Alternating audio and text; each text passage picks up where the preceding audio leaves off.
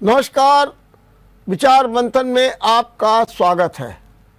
एक महीने से पुलिस पर लगातार सवालिया निशान लग रहे हैं और अगर कुल मिलाकर के देखा जाए तो महिला उत्पीड़न के और देखा जाए तो मानवाधिकार हनन के और अगर देखा जाए तो इस बात के भी हो रहे हैं कि सुनवाई नहीं होती है।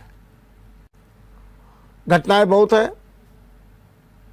ताजा घटना ललितपुर के थाने की है, जहां पाली थाने में एक इंस्पेक्टर ने एक दुष्कर्म पीड़िता के साथ ही रेप कर दिया। हड़कंप मचा हुआ है। ये मामला शांत भी नहीं हो पाया कि ललितपुर के ही महरौनी थाने में चोरी के शक में एक महिला के साथ 3rd डिग्री अपनाई गई, टॉर्चर किया गया और वो महिला इतना ज़्यादा गंभीर हो गई है कि उसे अस्पताल में भर्ती करना पड़ा है। आनन फानन में अधिकारियों के एक बार फिर हाथ पैर फूल गए, क्या करें, क्योंकि पाली थाने का मामला निपट भी नहीं पाया था। खैर, उन्होंने तत्काल इंस्पेक्टर को निलंबित कर दिया, दरोगा को निलंबित कर दिया, महिला सिपाही को निलंबित कर दिया और साथ में चंदौली की घटना भी लगातार बता रही है। अगर एक घटना और बता दें, फतेहपुर में एक दलित लड़की, उसके साथ रेप हुआ, थाने भटकती रही, कोई सुनवाई नहीं हुई। आखिर मायूस होकर के उसने जहर खा करके जान दे दी। ऐसी एक नहीं अनेक घटनाएं हैं। क्या लगता है कि हमारे थाने निरंकुश हो गए हैं? हालांकि अब से कुछ देर पहले ही सपा मुखिया अखिलेश ने कहा कि थाने तो अराजकता के केंद्र बन गए हैं। क्या थानों में कोई सुनवाई नहीं होती है? बिना दलाल के कोई काम नहीं होता है? बिना चढ़ौती के कुछ होता ही नहीं है? जबकि जो ये सरकार आई है, चाहे मोदी की हो चाहे योगी की हो, उसमें एक धमक है, 0 टॉलरेंस की है। फिर भी क्या वजह है कि ऐसी घटनाएं हो रही हैं, लोग परेशान हैं, बेहाल हैं और लगता है कि कहीं ना कहीं घटनाओं में लीपापोती हो जाती है। उन्नाव में एक नर्सिंग होम खुला, उसी दिन एक महिला वहाँ पर जो है एक दीवार से लटकते हुए मिली। कह दिया गया कि वो प्रेमी था और प्रेमी से झगड़ा हो गया और लटक गई, जबकि घर वाले दुष्कर्म का आरोप लगा रहे थे। मामले एक नहीं है, कई हैं, कहाँ तक सुना है। लेकिन क्या वास्तव में पुलिस का ये रवैया ठीक है? और क्या ये रवैया सरकार और शासन की नज़र में नहीं है? अगर है तो क्या उनकी सुनी नहीं जाती है? क्या डीजीपी की नहीं सुनी जाती है, जो कि मित्र पुलिस की बात करते हैं? आज इसी पर चर्चा करेंगे और इस चर्चा में भाग लेने के लिए हमारे साथ हैं जाने माने वरिष्ठ अधिवक्ता और भाजपा नेता दिनेश शुक्ल जी। मैं उनका बहुत बहुत स्वागत करता हूं और साथ में हैं कांग्रेस के अतर नईम जी। मैं आपका भी बहुत बहुत स्वागत करता हूं। शुक्ला जी, आप तो रोज़ घटनाएं देख रहे हैं पुलिस की। मैं एक अधिवक्ता के रूप में आपसे ये जानना चाहता हूं, क्या आपको लगता है कि थाने निरंकुश हो गए हैं, वहाँ किसी की कोई सुनवाई नहीं होती है और जिसका आम नागरिक जो है भुक्तभोगी है? देखिए वर्मा जी, थाने का और पुलिस का जी, जहाँ तक प्रश्न आपके द्वारा किया गया निरंकुशता का, तो मैं ये कहूँगा कि थानों का न जाने क्यों ये रवैया आज से नहीं है, बहुत दिन से है, वर्षों से है कि वो अपने को थाने में तैनाती पाने के बाद उस क्षेत्र का एक निरंकुश राजा सा मान लेते हैं। जिन घटनाओं का आपने जिक्र किया, ये घटनाएं कोई भी क्षमा योग्य नहीं है। लेकिन मैं ये जरूर कहना चाहूंगा एक अधिवक्ता के रूप से, एक समाज के नागरिक होने के नाते, और भारतीय जनता पार्टी का आपने नाम लिया, उनके भी एक सामान्य सदस्य होने के नाते मैं ये जरूर कहना चाहूंगा कि विगत पिछली कई सरकारों की तुलना में इस समय पुलिस पे कहीं ना कहीं थोड़ा सा टाइटनेस तो है, लेकिन कहीं ना कहीं पे ब्लैक शीप होती है। और ऐसे निंदनीय कार्य करने वालों के प्रति भारतीय जनता पार्टी में आपको यह जरूर देखने को मिला होगा इस शासनकाल में कि तत्काल कार्रवाई होती है। कल की घटना है और आज उसकी अरेस्टिंग है, तो कल ही हो गई, अरेस्टिंग तो कल ही हो गई, मतलब आज अखबार में न्यूज थी। तो तत्काल कोई ना कोई कार्रवाई करने के ये मूड में रहते हैं। पिछली सरकारों में बहुतों में ऐसा हुआ है कि उन्होंने कहा अरे ठीक है इसकी जांच करा लो, पहले देखा जाएगा दरोगा जी ने क्या किया क्या नहीं किया। और मैं व्यक्तिगत रूप से इस बात का घोर निंदक हूं, कतई ऐसी किसी घटना का समर्थन नहीं करता। और एक बात और वर्मा जी, कि बेटी बेटी है, वो दलित है, वो पंडित है, वो क्षत्रिय है कह करके बेटी को डिफाइन नहीं किया जाना चाहिए समाज में। और बेटी के प्रति किया हुआ अपराध कतई क्षमा करने योग्य नहीं है। किंतु अपने यहाँ कानून में कुछ ऐसे प्राविधान हैं कि तत्काल फांसी पे नहीं चढ़ाया जा सकता, लेकिन देश की यह सरकार निश्चित रूप से नाबालिग बेटी के साथ किए हुए अपराध के संबंध में, इस प्रकार के अपराध के यौन अपराध के संबंध में फांसी की सजा जैसा प्राविधान लाने पर भी चिंतन कर रही है। ये पूर्व से जब देश का कानून बना था तब से होना चाहिए था। इससे ज्यादा जघन्य अपराध मैं मर्डर को भी नहीं मानता। जीते जी आदमी मरना नहीं चाहता, कोई भी जल्दी से मरना नहीं चाहता। जीते जी व्यक्ति मुंह दिखाने लायक नहीं बचता है, जिंदा नहीं बचता है। तो ऐसे अपराधों के प्रति कोई भी टॉलरेंस नहीं चलनी चाहिए। गवर्नमेंट सख्त कदम उठा रही है। मैं स्वयं संस्तुति करता हूं, इस बात का निवेदन करता हूं कि और सख्त से सख्त कार्रवाई होनी चाहिए। ठीक बात है। अतः जी, दिनेश शुक्ला जी ने बहुत अच्छी बात कही और कहा कि ये जो निरंकुश है या निरंकुशता है ये एक लंबे समय से है, और जो थाने में चला गया वो अराजा हो गया। और लेकिन एक बात ये भी कही कि अब कुछ इस सरकार में टाइटनेस है। क्या आप मानते हैं कि टाइटनेस है और उसके बावजूद भी इस तरीके के घटनाएं सामने आ रही हैं? देखिए, मेरी निगाह में किसी भी अपराध का इस अपराध से कोई तुलनात्मक एक बराबरी का नहीं हो सकता कि साहब वो और अपराध और ये महिलाओं के साथ, बेटियों के साथ, और विशेष रूप से मैं कहता हूँ दलित बेटियों के साथ जो हो रहा है। कई जगह दलित बेटियों को घृणित कार्य करने के बाद मार डाला गया या उन्होंने आत्महत्या कर ली। इस पर कितनी कठोर कार्रवाई होनी चाहिए। सरकार का एक इकबाल होता है, पुलिस का एक इकबाल होता है। जब पुलिस ही इसमें सम्मिलित पाई जाए, पुलिस ही ऐसा करे तो बहुत सोचनीय और बहुत प्रश्न की बात है। सरकार इस पे इतना सख्त करे, जैसे एक नया फैशन निकाल डाला है सरकार ने कि किसी अपराधी का आज हुआ तो कल उसका घर बुलडोजर से, तो बहुत से पुलिस का तो हो सकता है घर ना हो, सरकारी क्वार्टर में हो, उस पर कोई ऐसी सख्त कार्रवाई हो। पुलिस के तमाम विभागीय तमाम कड़े से कड़े कदम हैं वो होने देखने चाहिए। सस्पेंड हो जाना और थोड़े दिन बाद फिर बहाल होके आ जाते हैं, ये देखा गया है। मैं इस बात से तो सहमत हूँ कि पुलिस का रवैया दिनों दिन बिगड़ता जा रहा है, बहुत लंबे समय से खराब होता जा रहा है। लेकिन कार्रवाई सख्त तो विभाग का कर्मचारी है, अनुशासित फौज है पुलिस। अगर उसमें ही ये भय ना हो कि हमारे ऊपर कार्रवाई होगी, हम समाज में कैसे लज्जित होंगे, वो सब कार्रवाई होनी चाहिए कि वो मुंह दिखाने लायक ना हो, वो फिर तनके ना चले, उसको लंबे समय तक कोई चार्ज ना मिले। कुछ ऐसा नया होना चाहिए। ये बहुत घृणित और बहुत निंदनीय है कि कहीं बहन बेटी के साथ हो और किसी समाज के साथ हो, विशेष कमजोर तबका। ये सरकार तो कहती है कि अंतिम खड़े पावदान पर कैसे हो जा रहा है तमाम दलित बेटियों के साथ, और कैसे वो मार दी जा रही है, कैसे वो स्वयं आत्महत्या कर ले रही है। क्या करती है सरकार और क्या करती है? ठीक बात। शुक्ला जी, आपने बहुत अच्छी बात की और कहा कि एक लंबे समय से, मुझे एकदम याद आ गया कि महान कहानीकार मुंशी प्रेमचंद की एक कहानी थी नमक का दरोगा।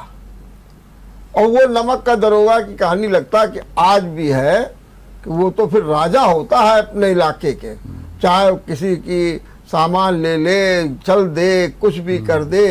तो वो लगता है कि क्या वो जो मानसिकता है वो लगातार अभी चली आ रही है, उसमें कोई सुधार नहीं आ पाया? देखिए वर्मा जी, आपकी भी एक उम्र हुई है, हम लोगों को भी काफी समय हो गया है जी। नमक का दरोगा जैसी सिचुएशन तो मुझे ऐसा लगता है कि काफी दिन से नहीं है। एक समय था कि दरोगा जी ने किसी ठेले वाले का आम उठाया, खा लिया, लेकिन अब परिस्थितियां परिवर्तित हैं। अब वो पैसे देने के मूड में भी रहते हैं। क्यों? क्योंकि अब जनता इतनी जागरूक है, इतनी शिक्षित है कि बहुतायत हमने भी सड़क पे देखा कि लोग कहते रहे क्या दरोगा जी आपकी और उसकी क्या कोई तुलना है, आप गलत बात है ये। तो इतना कहने पे भी कई बार मैंने देखा कि लज्जित भी होते हैं। और देखिए ये लोकतंत्र है, लोक का अर्थ है ये मेरा तंत्र है, जनमानस का तंत्र है, ये जनता की सरकार है, जनता के लिए, जनता के द्वारा, यानी कि जनता ही गवर्नमेंट है और जनता को अपनी बात का प्रतिकार करने का अधिकार है। और अब धीमे धीमे सरकारों में ये जरूर परिवर्तन आया है कि पुलिस की वो निरंकुशता, पुलिस की वो नृशंसता, पुलिस की वो कठोर कार्रवाई करने की क्षमता या आदत परिवर्तित हुई है।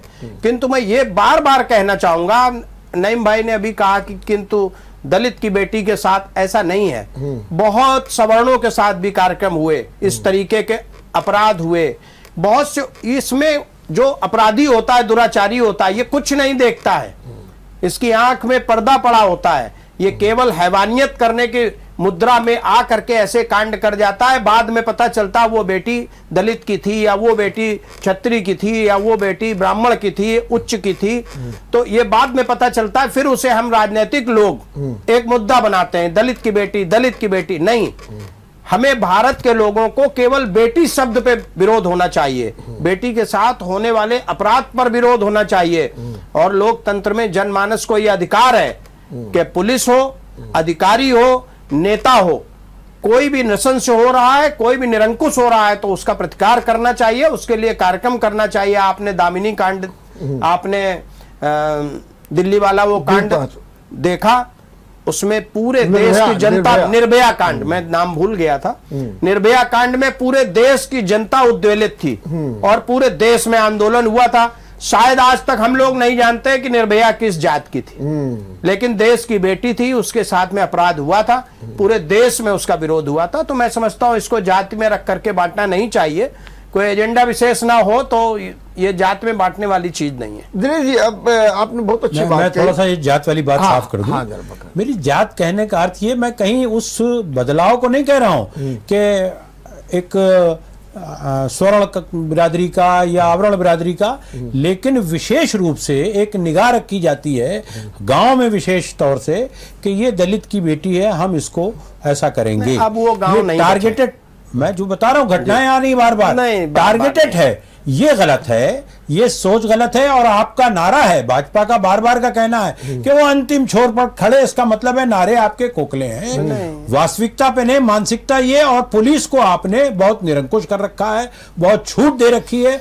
पुलिस में जो नई भर्ती हुई है, जो नए चार्ज देने का बड़ा नया फैशन हो गया, पहले बहुत साल लाइन में रहता था, फिर नीचे रहता था, अब बहुत कम एज में आप चार्ज दे रहे हैं, तो वो अभी मजा नहीं है। और पुलिस का जो शेड्यूल्ड है, जो पुलिस एक्ट के अंदर है, तमाम अंकित है, उसका भय उसके दिमाग से निकल गया है। वो हर नेता से कहीं ना कहीं सेट है, पैसे दे के आ रहा है, और ये लंबे समय से है। जब से कांग्रेस की सरकार गई 32 बरस में, आधे में भाजपा रही, आधे में सपा बसपा, ये दोनों रहे, लगभग तीनों को मिलाते तीनों रहे बराबर बराबर। ये बहुत लंबा कार्यकाल चला है भ्रष्टाचार का और पुलिस से पैसे लेके भर्ती करने का। उसका भी नतीजा है कि उसके संपर्क हैं ऊपर तक। ये सोच बदलनी चाहिए, पुलिस को अंकुश में होना चाहिए। शुक्ला जी, आपने बहुत अच्छी बात कही थी कि अब सार्वजनिक रूप से भी लोग कह देते हैं अरे दरोगा जी ये बड़े वो, लेकिन दरोगा जी जब सड़क पे होते हैं तो निश्चित रूप से कहीं ना कहीं एक बात समझ में आती है।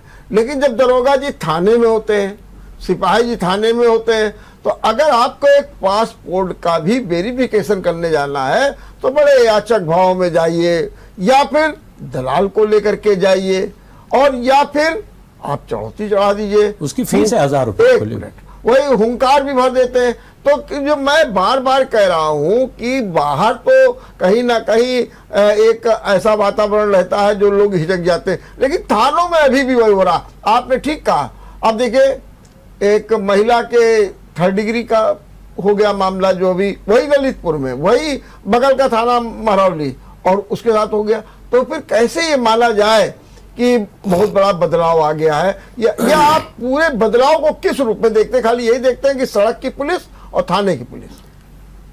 अतार भाई की बात को शामिल करते हुए मैं आपको ये बात कहूं जी, कि एक तो जो इंस्पेक्टर जिसे थाने का चार्ज मिल रहा है, इसकी निश्चित रूप से 7 साल से ज्यादा की नौकरी है। ये अभी भर्ती नहीं हुआ है। सब इंस्पेक्टर भर्ती होता है 5-7 साल नौकरी करने के बाद, यदि आउट ऑफ टर्न हुआ तो भी 5-7 साल लग जाते हैं, अदरवाइज 5 से 10 साल लग जाते हैं नौकरी 5 साल के सब इंस्पेक्टर को चार्ज दिया जा रहा है तमाम। जी, नहीं, सुन ले, वो बताएंगे जी। एसओ रैंक के थाने अब बहुत कम हो गए हैं। आप अपने अब शहर को एक बार हाँ। निगाह में रखें तो 2 स्टार वाले थानेदार को शायद ही कहीं अब थाने में चार्ज है, सब जगह 3 स्टार वाले हैं। ये सीनियर सब इंस्पेक्टर हो जाते हैं तब इन्हें इंस्पेक्टर की रैंक मिलती है। तो ये कहना कि इस सरकार की भर्ती के लोग निरंकुश हो गए, ये थोड़ा सा, मैं बड़े भाई हैं, मैं उनसे कोई ज्यादा वो नहीं कहता हूं, लेकिन मैं पक्ष भी नहीं ले रहा हूं। पुलिस का जिस मुद्दे पर आज हम लोग बैठे हैं, पुलिस का जो कृत्य है वर्मा जी, और जिस कृत्य पे आप बार बार सवाल उठा रहे हैं कि किसी महिला के साथ में 3rd डिग्री का इस्तेमाल किया गया, वो भी उतना ही निंदनीय है जितना दूसरा मामला आप पहले से उठा रहे हैं। तरीके बहुत हैं, जैसे सीबीआई मारपीट किए बगैर पूछ लेती, जो कुछ जानना होता, उनका रुआब और इतना जबरदस्त होता है कि आदमी जाने से पहले सोच लेता है कि हमें सब सही सही बताना है। अपनी शैली ऐसी भी है। शैली उनकी ऐसी होती है। यूपी पुलिस को भी इसी क्रम में इसी शैली से कार्य करना चाहिए। रही बात वर्मा जी की बिना चढ़ौती के काम नहीं होता, बिल्कुल सही कह रहे हैं आप। मैं भी पासपोर्ट में 500 रुपए दे के आया, लेकिन प्रश्न क्या खड़ा है वर्मा जी कि हम 500 दे आए, भैया जल्दी हो जाए काम खत्म, लेकिन हमने दरखास्त नहीं दी। इसलिए आज मेरा मुंह नहीं है कि मैं ये कह सकूं कि मुझसे पैसा लिया गया। हमें शिकायत करनी चाहिए थी, और ऐसा नहीं है कि यदि आप लड़ने पे उतरेंगे तो कोई निष्कर्ष नहीं निकलेगा, लेकिन हम दे आते हैं, और दे आने के बाद में ऐसे कोई फोरम मिल जाता है या टीवी चैनल मिल गया तो हम कहने लगते हैं कि भ्रष्टाचार है। तो मैं एक प्रश्न आपके सामने बात रखना चाहूंगी, भ्रष्टाचार आज का नहीं है। भ्रष्टाचार भारतवर्ष के जड़ में वैसे ही फंसा हुआ है जैसे गेहूं के साथ घुन फंसा है। तो इस भ्रष्टाचार को निकालने के लिए गेहूं की जैसे सफाई करते हैं, उतनी बड़ी सफाई की आवश्यकता है। और मैं आपको विश्वास के साथ ये बात कहता हूं, जो मैं महसूस कर रहा हूं यहां पे, कि ये सरकार इस भ्रष्टाचार के खिलाफ भी कार्य करने में लगी हुई है। दावे तो इस सरकार के बराबर रह रहे हैं, प्रधानमंत्री से लेके मुख्यमंत्री और छोटे छोटे तमाम नेताओं के, भ्रष्टाचार बिल्कुल मुक्त कर दिया है। अगर मुक्त हो गया है तो ये चर्चाएं क्यों हैं, ये घटनाएं क्यों हैं? भ्रष्टाचार का रेशियो बढ़ा है पहले से। आप जो 500 रुपए पासपोर्ट के दे रहे हैं, तमाम हमारे मिलने वाले बताते हैं, अपनी कचेरी में ही बताते हैं कि 1000 रुपए से नीचे वो थाने में तो लेते नहीं है पुलिस वेरिफिकेशन का, वरना दौड़ा देते हैं। जब आप इतने बड़े एडवोकेट और अध्यक्ष रह चुके हैं, उनसे भी नहीं बख्शा पुलिस ने, तो समझ लीजिए आम नागरिक का, और वो जो अंतिम पायदान पे खड़ा है उसका क्या हो। तो मेरा एक सवाल आपसे, और आपने बहुत अच्छी बात कही कि शैली बदलनी चाहिए, और सीबीआई का तो एक खौफ है जी, और वो जब कहीं अरे सीबीआई छापा पड़ गया तो बस लोग बेहाल। सबसे बड़ी एजेंसी। लेकिन अगर आप यो देखिए, एक और सीबीआई की बात की जाती है, पुलिस की बात होती है तो उसका जैसे कोई इकबाल ही नहीं है, उसका के प्रति कोई विश्वास ही नहीं है। पुलिस के शब्द के ही साथ में ये अरे भाई इनको चढ़ौती चढ़ा देना, सब ठीक ठाक हो जाएगा। सवाल केवल ये है कि वो जो सीबीआई का खौफ है वो कैसे पैदा होगा, क्योंकि जो सीबीआई के लिए निष्ठा, समर्पण, अनुभव सब कुछ चाहिए, वो तो यूपी पुलिस में है नहीं, और यूपी पुलिस उसे चाहती भी नहीं है। तो ये यूपी पुलिस के लिए बहुत बड़ा उदाहरण है। मैं ऐसे नहीं कह रहा हूं, यूपी पुलिस को यदि सीबीआई स्तर का बनना है या अपना रुआब, अपना खौफ डेवलप करना है, तो यूपी पुलिस को अपना गिरेबान साफ करना होगा। और ये भारतवर्ष में केवल यूपी पुलिस की बात नहीं है वर्मा जी। पुलिस जहां कहीं भी प्रांतीय स्तर पे है वो भ्रष्ट है।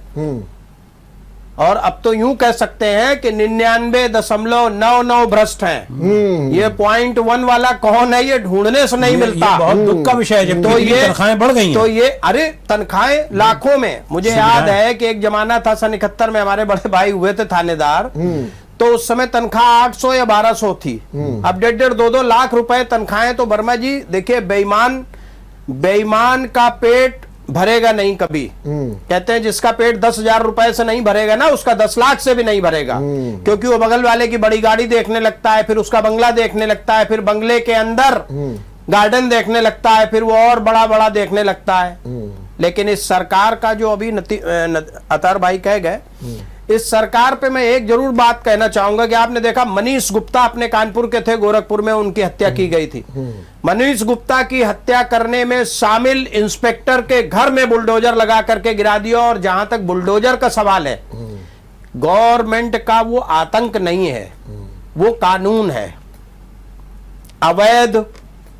अवैध धन अर्जन से बनाई गई संपत्ति, इसको गिराने का कानून है, इसको ध्वस्त करने का कानून है। वरना अब तक हाई कोर्ट, सुप्रीम कोर्ट न जाने क्या आदेश कर चुका होता। नहीं, सुप्रीम कोर्ट ने तो इस पे विपरीत नहीं, सुप्रीम कोर्ट ने एक जगह मात्र के लिए विपरीत टिप्पणी करते हुए एक स्थगनादेश दिया। और लेकिन उन्होंने पूरे देश तो अवैध ही है, वो होता क्यों? हाँ, लेकिन अब यही तो बात है कि सुप्रीम कोर्ट ने कहा कि मैं पूरे देश में बुलडोजर नहीं रोक पाऊंगा।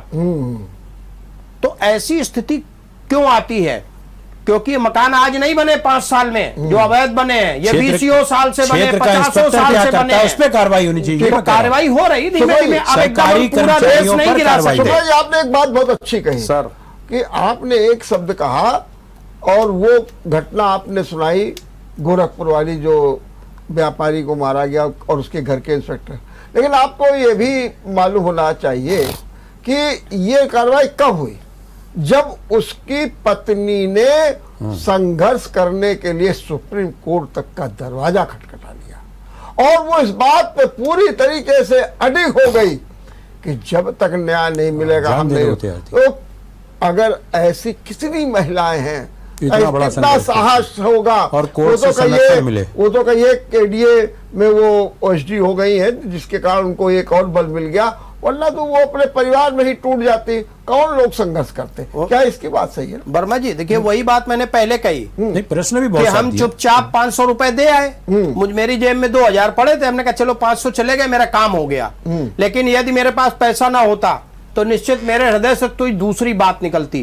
उसकी दुनिया उजड़ गई थी, उसने आंदोलन किया, करना भी चाहिए। मैंने पहले भी कहा ये लोकतंत्र है, यहाँ की लोक को यानी कि जनमानस को विरोध करना होगा। ये तो आए हैं लूट लुटेरे करने। तो मैं आपसे बार बार यही कहता हूं कि देखिए, कानून अपने देश का इतना सुंदर है, लोग विरोध करते हैं, मैं उसको सुंदरता को बता रहा हूं आपको कि बेवजह जल्दी से आपके खिलाफ तब तक हम कुछ नहीं करेंगे जब तक मैं नहीं जान लेता। और कानून में 2 स्टेज है, क्रिमिनल में खास करके, एडवोकेट होने के नाते भी मैं कह रहा हूं कि प्राइमा फेसाई यदि विवेचक को यह लग जाए कि यह अपराध किया है तो उसे गिरफ्तार भी करना है। गिरफ्तार करने के बाद की जितनी कार्रवाइयां कानून में है वो सब करनी है। ठीक बात है। ये कार्रवाइयां पहले क्यों नहीं होती थी?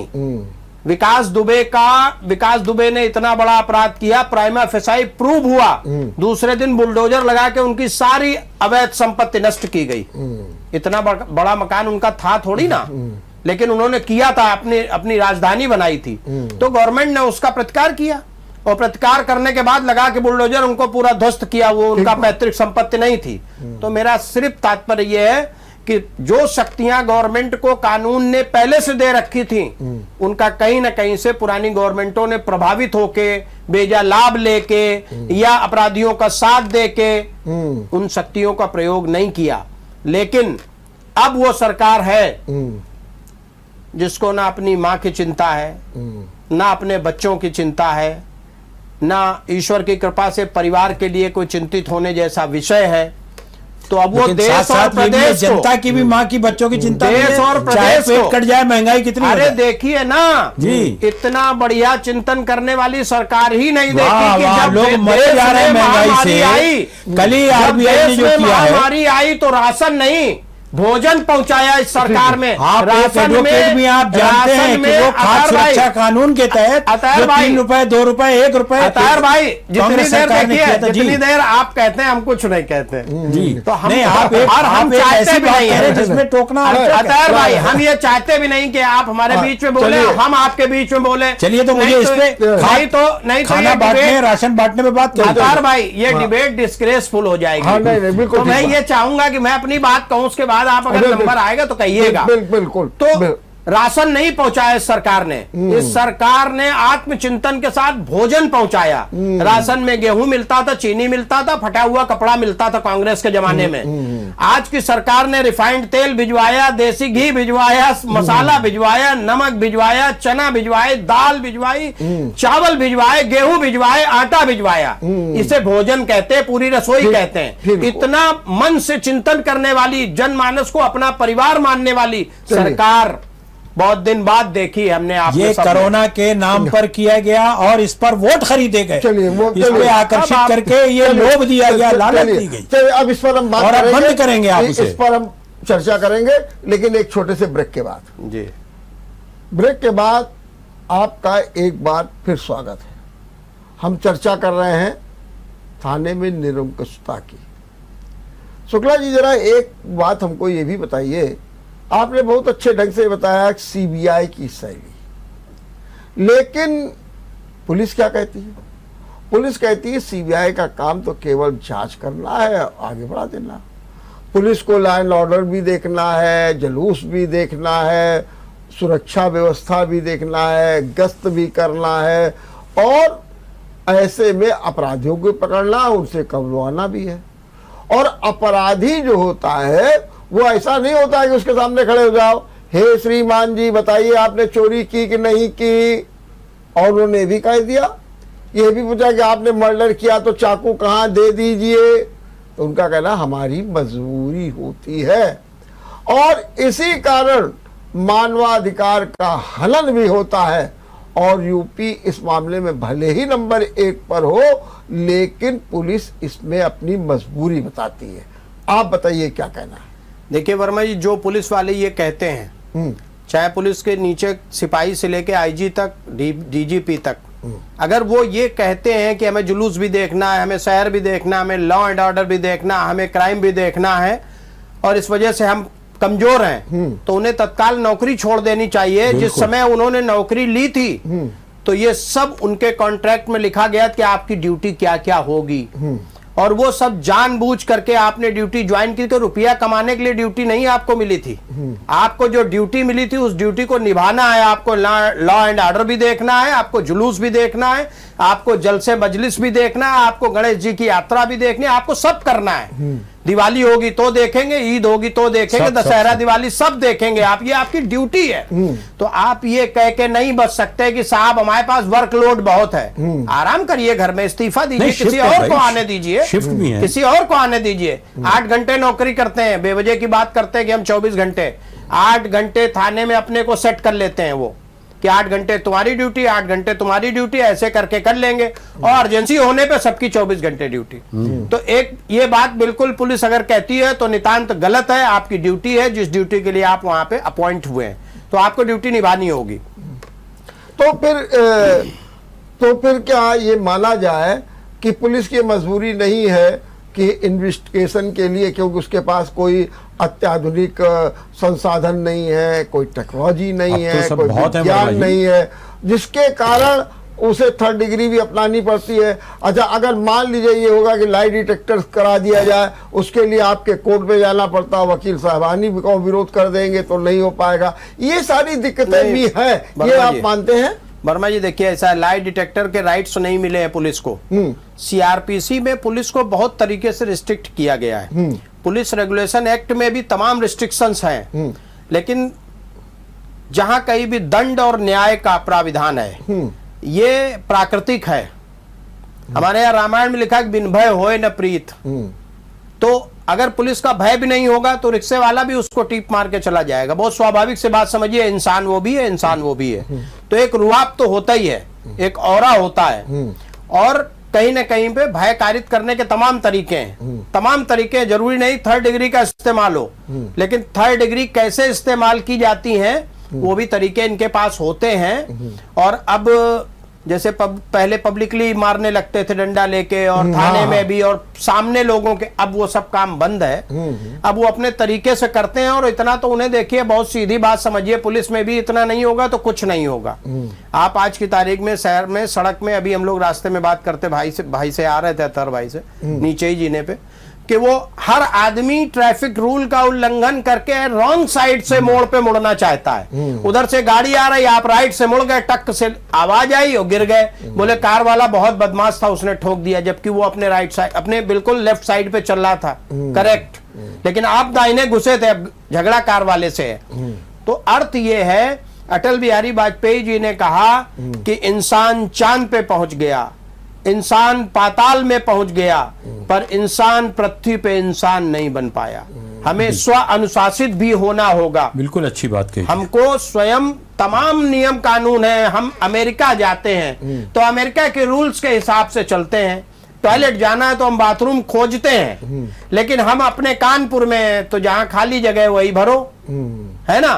तो नियम यहां भी है, ऐसा नहीं है, लेकिन लिबर्टी है, देश आजाद हो गया ना, तो आजादी का जितना बढ़िया आनंद हमने उठाया है, जितना बढ़िया उसको हमने परिभाषित किया है, इतना बढ़िया किसी ने परिभाषित किसी देश में नहीं किया। हमें अनुशासित स्वयं होना पड़ेगा, तो शायद कभी पुलिस आपकी तरफ आंख उठा के देखे। कार में बेल्ट लगाए अगर आप, सीट बेल्ट, तो फिर कौन रोकेगा आपको, कौन फोटो खींचेगा आपको।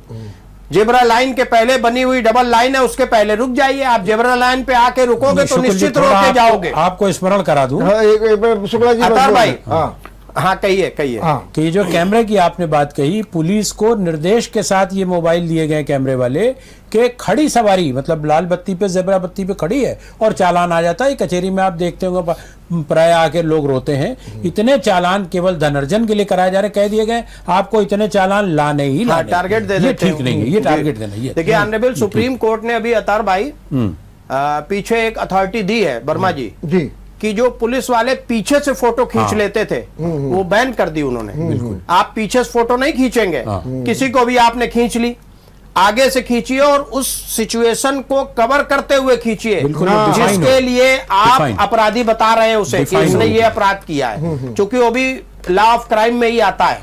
जो मोटर व्हीकल में ये सब चालान है, तो पुलिस को अंकुश करने के लिए तमाम प्रयत्न सुप्रीम कोर्ट और सरकार सब करती है और इन्हें मानना चाहिए, लेकिन उससे ज्यादा जन सामान्य को अच्छा नागरिक बनना चाहिए, कानून मानने चाहिए, नियम निर्देश मानने चाहिए।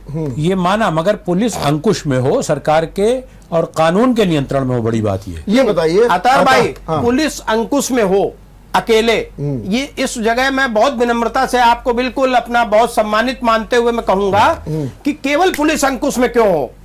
पुलिस को आप ऐसा उदाहरण सेट करने का अवसर ही क्यों दे रहे हैं कि पुलिस अंकुश है या निरंकुश है। आप स्वयं अंकुश में रहिए। नहीं, माना कि जनता को भी एक अनुशासन होना चाहिए, लेकिन पुलिस एक डिसिप्लिन फोर्स है। जी शुक्ला जी, चूंकि आप रोज ऐसे सामना करते हैं इन मामलों से, थोड़ा आपको भी हमको जरा ये भी समझा दीजिए, ये पुलिस जो है, जो उसके अपने नियम है, उनका पालन क्यों नहीं करती। जैसे कि आज ये एक काफी वायरल हो रहा है, कोई जज साहब का एक प्रकरण कि किसी को भी बिना किसी अधिकारी के मंजूरी के थाने नहीं बुलाया जा सकता है। नंबर एक, जैसे वो कहा जाता है कि थाने बुलाइए तो उसके घर में सूचना देनी पड़ती है। कभी कभी ये होता है कि 24 घंटे के अंदर उसको कोर्ट में पेश करना चाहिए, उसको 8-8, 10-10 दिन तक बैठा ले रहते हैं। ये सारी, तो ये जो स्वयं कानून है, वो कानून पुलिस क्यों तोड़ती है? क्या उसकी मजबूरी है या फिर जो है उसकी अपनी मनमर्जी है? नहीं, देखिए वर्मा जी, जो पहले आपने बात कही ना कि उन्हें लॉ एंड ऑर्डर भी देखना है और रात की राजनी भी देखनी है, उठने वाले जुलूस और जलसे भी देखने हैं, और मुलजिम पकड़ के बैठा लिया है थाने में, तो 24 घंटे में उसका चालान करना ही होगा। सेक्शन 54 सीआरपीसी का बहुत क्लियर कहता है कि रिमांड रिफ्यूज हो जाएगा अगर आफ्टर 24 आवर्स आप लेके आए। तो वो करते क्या है कि अपनी जीडी में एंट्री नहीं करते, वही मैं कह रहा हूं। हाँ। वो अवैध बैठा रहता है। बिल्कुल। अब उस अवैध का न सारा कोई वो मिलता है प्रमाण और ना कोई सबूत मिलता है, इसलिए वो 10-10 दिन बैठे रहते हैं। यही नहीं वर्मा जी, जो मुलजिम है, मान लीजिए बड़ा उदाहरण, कत्ल करके आया, उसके पिता, उसके ससुर, उसके साड़ू, उसके जीजा सब बैठे हैं भीतर एक कमरे में, और खबर पहुंच गई कि जीजा और पिताजी पकड़ गए, आओ, तो वो भागता वो चला जाता है पिताजी की जान बचाने के लिए। उनके पास अब ये भी तरीके हैं जो अवैध हैं, कानून इनको कतई परमिट नहीं करता। लेकिन कानून ये तोड़ती क्यों है पुलिस? लेकिन अब ये इसीलिए तोड़ते हैं कि कुछ करने में सक्षम है, कुछ करने में सक्षम है ही नहीं। तो अपने ऊपर अपने द्वारा अपनी अकर्मण्यता में पर्दा डालने के लिए ये कानून तोड़ते हैं। और रही बात 24 आवर से ज्यादा वाले, तो वो अपने रिकॉर्ड को इतना मेंटेन करके आते हैं कि एंट्री उसकी अरेस्टिंग दिखा के चालान 24 आवर्स के अंदर ही भेजते हैं। वो नहीं लिखते कि हम 7 दिन से क्या इसमें पूरा महकमा मिला रहता है? क्योंकि देखिए, आप खड़े रहिए, एसएसपी के सामने पहुंच जाइए, जाने कितने लोग एप्लीकेशन लेकर 7-10 दिन से दौड़ रहे हैं, मुकदमा काम नहीं हो रहा, साहब देखिए हमारी सुनवाई नहीं हो रही है, साहब ये आखिर ये सब कुछ हो रहा है। तो फिर एसएसपी साहब को ये भी सोचना चाहिए कि 10 दिन से ये दौड़ रहा है, इसकी सुनवाई नहीं हो रही है, तो उसके खिलाफ क्यों कार्रवाई हो। अभी योगी आदित्यनाथ भी यही बात कर रहे हैं कि जनता दर्शन में भी इस तरीके की बहुत शिकायतें होती क्योंकि अधिकारी नहीं सुनते। मेरा सवाल क्या है कि ऊपर वाले अधिकारी भी क्या ऐसे मामलों को इग्नोर करते हैं जानबूझ करके? वर्मा जी, है तो पुलिस ही ना, वो भी पुलिस है। और देखिए हमारे घर में क्या हो रहा है ये हमको मालूम सब होता है। हम संरक्षक हैं, जो अधिकारी जिनका नाम आपने लिया ये संरक्षक हैं। हर थाने की आय व्यय, हर थाने की अवैध आय और व्यय सबको सब कुछ मालूम होता है। और अगर 10-10 दिन की एफआईआर नहीं लिखी जाती और अब याची वहां तक आता है, उसके बावजूद भी अगर उसकी जांच कराने का आदेश करोगे, जांच करो जल्दी से और जांच करके आख्या दो, तो भी ये माना जाता है कि ये मामले को लिंगर ऑन करने का ही प्राविधान बना रखा है। तो निश्चित रूप से अगर कोई अधिकारी भी प्रॉम्प्ट एक्शन नहीं लेता है तो ये मान के चलिए कि थानों को इस प्रकार से प्रश्रय ही दे रहा है। ठीक बात है। अभी डॉक्टर वर्मा ने बहुत अच्छी बात उठाई कि मुख्यमंत्री के पास उतनी दूर चल के प्रदेश के पूरब पश्चिम उत्तर दक्षिण किसी भी जनपद से कहें, अगर कोई याची पहुंचता है रोता हुआ गाता हुआ, तो कितने नीचे सीढ़ियां हैं, वो अधिकारियों ने अपनी जिम्मेदारी इसका मतलब नहीं निभाई, तब वो मुख्यमंत्री के पास गया। मुख्यमंत्री व्यस्त होते हैं, उनके पास जाके एप्लीकेशन लेके रोने जो कोई गया है, तो वो थाना, एसपी, एसएसपी, कमिश्नर, सीईओ और सब जितनी स्टेजेस हैं, आईजी, डीआईजी, सबको पार करते हुए वहां पहुंचा। क्यों नहीं होती कार्रवाई? ठीक बात है। शुक्ला जी, आपने भी एक पॉइंट उठाया कि अधिकारी को मालूम होता है कि वैध कमाई कितनी है, अवैध कमाई है, तो एक तो ये है। अब एक सवाल मैं आपसे पूछता हूं, क्या ये जो कुछ व्यवस्था बिगड़ी हुई है या जो निरंकुशता है उसका कारण आर्थिक है या फिर राजनीतिक लाभ लेने के उद्देश्य से पुलिस का किया गया प्रयोग है? आप इन दो में क्या मानते हैं? नहीं, देखिए वर्मा जी, आपकी बात से ना इत्तेफाक नहीं रखते हम। ये हो सकता है कि राजनीतिक लाभ के लेने के लिए भी पुलिस का प्रयोग होता हो, और हम लोगों ने पहले देखा भी है कि प्रयोग हुआ है। लेकिन मैं एक बात तो आपको कहूंगा जिससे मुझे नहीं लगता कि आप भी कहीं पे विरोध करने की स्थिति में होंगे, कि पिछले 5 साल में सांसद, विधायक, इनकी पुलिस ने, मुहकमों ने बेजा चीजें सुनी तो नहीं है। बहुत प्रकरण हुए, भाजपाई गिरफ्तार हुए, जेल गए, भाजपाई अधिवक्ता भी थे तब भी जेल गए। दोनों बातें समझिएगा कि हमारे कहते हैं वकील है इसलिए वकील इसीलिए बन जाओ कि हमें अपराध करने का अवसर मिल जाएगा और हमें गिरफ्तार नहीं किया जाएगा। तो सरकार ने कहीं ना कहीं पे इस चीज को इंटरनली कह रखा है कि हमारे नेता को भी आप देखिए, अगर वो अवैध बात करता है, गलत बात करता है, तो इनकी भी मानने की आवश्यकता नहीं है।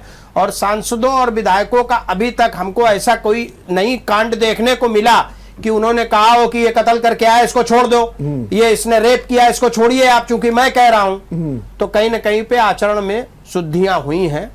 और अगर जिनमें किसी में नहीं हुई है या किसी ने अपराध किया है, वो नेता हो, सांसद हो, विधायक हो, प्रधानमंत्री हो देश का और प्रदेश का मुख्यमंत्री हो, अपराध अपराध है, सबके खिलाफ कार्रवाई होनी चाहिए। ठीक है। लेकिन शुक्ला जी, ये भी तो होता है कि अब इस समय सांसद, विधायक, नेता रोना रोते हैं कि हमारी कोई सुनता नहीं है, थानों में हमारी कोई बात नहीं सुनता है, तो कहीं कहीं ये भी तो लगता है कि उसका कहीं दुरुपयोग भी तो हो रहा है। हाँ, देखिए, अगर गवर्नमेंट ने कह रखा है कि आप नेताओं को एक लिमिट भर तवज्जो दीजिए, ठीक है, उसके बाद अधिकारी उसका बेजा फायदा उठाने लगते हैं। उन्हें मालूम, मुख्यमंत्री तो कह ही रहे हैं, हम वहां पे कहीं कोई बात होगी सवाल का जवाब कर लेंगे कि साहब वो जो है नेताजी जबरदस्ती दबाव बना रहे थे। तो इसका दुरुपयोग भी है, क्योंकि दुनिया में लाभ हानि के लिए आदमी जा और बेजा दोनों कर लेता है। ठीक बात है। और जो आपने एक प्रश्न उठाया क्या पैसे के लिए, तो देखिए पैसे के लिए तो इतना परेशान होता है पुलिस का कर्मचारी दरोगा कि वो सलामी बजाता है एसएसपी के यहाँ कि साहब हमें भी किसी थाने का चार्ज दे दो। पुलिस लाइन में पड़े हुए, पुलिस क्लब में पड़े हुए थानेदारों की यही स्थिति है। वो सलामी बजाता है साहब कहीं चार्ज दे नहीं होगा तो थानों की नीलामी करवा देता है। तो आखिर थाने का चार्ज क्यों चाहता है? ड्यूटी तो ड्यूटी है, वो पुलिस लाइन में हो, वो पुलिस क्लब में हो, या वो पीएससी के कैंप में हो, आपने ड्यूटी की प्रतिज्ञा की है, नौकरी पाई, आपको सैलरी मिल रही, लेकिन थाना चाहिए। तो थाना क्यों चाहिए ये बहुत कुछ कहने की आवश्यकता नहीं है। ठीक बात। लेकिन आचार्य जी आप बताइए कि एक और आर्थिक बात की जा रही है शुक्ला जी के द्वारा, और राजनीतिक बात को भी बड़ा स्पष्ट किया उन्होंने, इनकार नहीं किया। लेकिन ये बताइए कि हम तो जानते हैं और कि राजनीतिक हस्तक्षेप और संरक्षण इतना ज्यादा होता है कि आर्थिक लाभ भी कमाया जाता है और निरंकुशता भी होती है। जैसे मैं आपको उदाहरण दे दूं, एक सरकार थी, मैंने सपा की सरकार थी, तो ये आरोप लग रहा था कि थाना चौकी सब एक जाति के लोग। अब अगर बीजेपी की आई है तो ये भी आ रहा है कि ज्यादातर लोग एक ही जाति के लोग। तो ये जो परिस्थिति ठीक नहीं, दोनों तो इसके बारे में आप क्या सोचेंगे? मैं आज ही 2-4 जगह भीड़ जाम में विचार कर रहा था। हमारे अनुजवत भाई शुक्ल जी की पार्टी के लोग, ठीक मुझे याद आया कि सपा के कार्यकाल की तरह इनोवा में झंडा लगा है भाजपा का और हूटर बजा के वो जाम खुलवा रहे हैं। ये कहां से अलाउ हो गया, जबकि हूटर हटाने बंद करने के आदेश हैं। इसका मतलब हूटर बेचने वाली जो दुकानें हैं उन पर कार्रवाई नहीं हुई, गाड़ियों पर पुलिस ने की। तो वही होना चाहिए ना। जैसे आपको याद होगा 2-3 साल पहले बहुत एक नया हो गया था, नहीं साहब पॉलिथीन नहीं बिकेगी, और पॉलिथीन में ठिलिया पे कार्रवाई होती थी, फैक्ट्री पे नहीं होती थी। तो हूटर बेच क्यों रहा है कोई? और अपने आप भी एक डिसिप्लिन होना चाहिए कि हम क्यों हूटर बचाएं, हमको जब अधिकार नहीं हम क्यों बजाएं। बजा रहे हैं चाहे जिस दल के हो। ये गिरावट आई है कि सत्ता में अगर हम हो गए तो हमें इतना सब प्राप्त हो गया कि हम कुछ भी कर लें, हम एम्बुलेंस से भी आगे हो जाएं। ये सब अपनी आप एक आचार संहिता आदमी को बना के चाहिए। और मैं पूरा कर दूं, पुलिस में भी निरंकुशता तो इतनी बड़ी है कि तमाम जो इनकी सरकार से जुड़े हुए अपराधी हैं, जैसे बहुत सारे उदाहरण हैं, उन्नाव का कांड देख लें आप, कितने दिन तक उसको टाला गया, क्या क्या परिवार में मौतें होने लगी और क्या क्या धमकियां दी गई, तब जाके लीपापोती की गई। तो इस सरकार ने भी बिल्कुल पूर्ववर्ती सरकार की तरह किया। इसीलिए मैं कहता हूं 32 वर्ष में ये तीनों दल जनता के हितों के लिए नहीं, अपने हितों के लिए काम करते। बहुत अच्छी बात कही। अब मैं आखिरी सवाल पूछूंगा और मैं चाहूंगा कि जितना संक्षेप में अब जितने अच्छे ढंग से दे दिया जाए उत्तर बहुत अच्छा। पुलिस सुधार के लिए कई योजनाएं बनाई गई और जो पूर्व डीजीपी थे प्रकाश सिंह, उन्होंने तो बाकायदे एक विस्तृत योजना बनाई, लेकिन वो ठंडे बस्ते में पड़ी हुई है, कहीं कुछ हो नहीं रहा है और उसमें कहीं आर्थिक कारण बता दिए जाते हैं, कहीं कुछ। मैं शुक्ला जी अगर आपसे पूछूं कि अगर तत्काल प्रभाव से ये जो निरंकुश शब्द है जिस पर आपने भी सहमति व्यक्त की है, अगर इसको दूर करना हो या निरंकुश पर भी अंकुश लगाना हो तो क्या करना चाहिए? मैं तो बहुत सख्त कदम के विचार रखता हूं कि ऐसी पुलिस जो निरंकुश हो गई है, इसके ऊपर राष्ट्रीय स्तर के सीबीआई जैसे अधिकारियों का एक अंकुश का अलग से एक विंग बना देना चाहिए। बहुत अच्छी बात की। जो उनके अंडर में 10 थाने हो, वो 10 थानों को एक बार चेक करें कि आखिर ये इनकी कार्यशैली कैसी है। ये सख्ती की बात हो गई। कहीं अगर संशोधन की आवश्यकता होती है, कानून में कहीं कोई बात पुरानी है, अब वो समय बदल गया है, आईटी का समय चल रहा है, तो संशोधन करने चाहिए। और अगर इनकी कोई आवश्यकताओं की पूर्ति नहीं हो पा रही है, उन पे भी सरकार को सौहार्दपूर्ण विचार करना चाहिए कि आखिर ये बेईमान क्यों हैं। दूसरा, इन्होंने जो अभी जिस आचरण की वजह से आज हम लोग डिबेट में बैठे हुए हैं, अभी जो कांड आप बता रहे हैं दरोगा राज भर का, इनकी इस प्रकार की भी अगर कोई घटना है तो आखिर क्यों हुई, इस पे भी प्रदेश स्तर पे बड़ा चिंतन होना चाहिए सरकार की तरफ से। ठीक बात। और इनको अपना परिवार, अपनी पत्नी अपने साथ रखने का अधिकार होना चाहिए। ठीक बात, बहुत अच्छी बात आपने कही, बहुत अच्छी बात कही।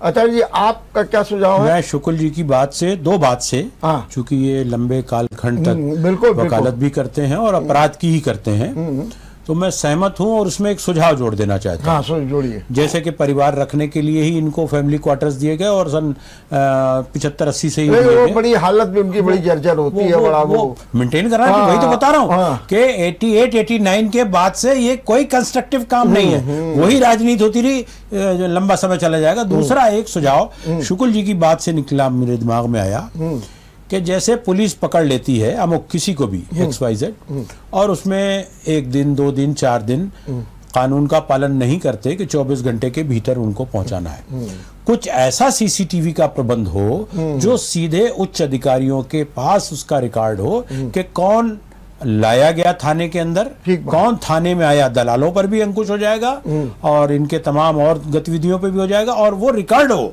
वो अदालत भी मांगे, अदालत को तो सब हक है कि कितने दिन पहले हुआ वो एविडेंस में माना जाए। शुक्ल जी ऐसा मेरा सुझाव है। ये बात आपका जिम्मेदार चैनल भी पहुंचाए। यही संशोधन अतर भाई, यही संशोधनों की आवश्यकता है। ठीक बात। मैंने हालांकि CCTV कैमरे लगे हुए हैं थानों में, IG के पास पूरा है। हाँ, लेकिन क्या हो रहा है कि उसमें भी एक बिल्कुल घाल में जुगाड़ सब कुछ चल रहा है, शॉर्टकट चल रहा है, मैंने कहा और जिससे हमारे जो ये निरंकुश है ये सब उससे बचे रहते हैं। देखिए एक सेकंड बस जी। हाँ, देखिए ऐसा कैमरा क्या चीज है, कैमरे का एक प्लेस है, हम यहाँ बैठे कैमरा हमें देख रहा है, इस कैमरे के पीछे हम चले गए कुछ नहीं देख रहा। बिल्कुल। अगर किसी को रिश्वत लेना वो कैमरे के सामने थोड़ी लेगा, वही बदलना। चलिए बहुत बहुत धन्यवाद। आज आपने शुक्ला जी और अतय जी, आप लोगों ने बहुत अच्छे ढंग से और बड़ा अच्छा विवेचन किया। आप दोनों लोगों को बहुत धन्यवाद। और आपने सुना कि थाने निरंकुश हैं, लेकिन इन थाने निरंकुशता को दूर करने के कुछ उपाय भी हैं। सरकार सोचे। अब सरकार ये ना कहे कि वो राजीव गांधी कह रहे थे भ्रष्टाचार में 85 पैसे चले जाते, अब वो कहने का वक्त नहीं है, अब सुधार का है। वो 85 पैसे कैसे बचाए जाए, उत्पीड़न कैसे रोका जाए, महिलाओं की कैसे सुरक्षा की जाए, उसके ठोस प्रयास होने चाहिए। देखते रहिए विचार मंथन। नमस्कार। अगर आपको हमारा वीडियो पसंद आया हो तो हमें लाइक करें, सब्सक्राइब करें और ज्यादा से ज्यादा शेयर करें, और हाँ, बेल आइकॉन दबाना ना भूलें ताकि हर खबर का अपडेट आप तक पहुंचे तुरंत। आप हमें इंस्टा, ट्विटर और फेसबुक पर भी फॉलो कर सकते हैं। हमारी ID है @JMT News।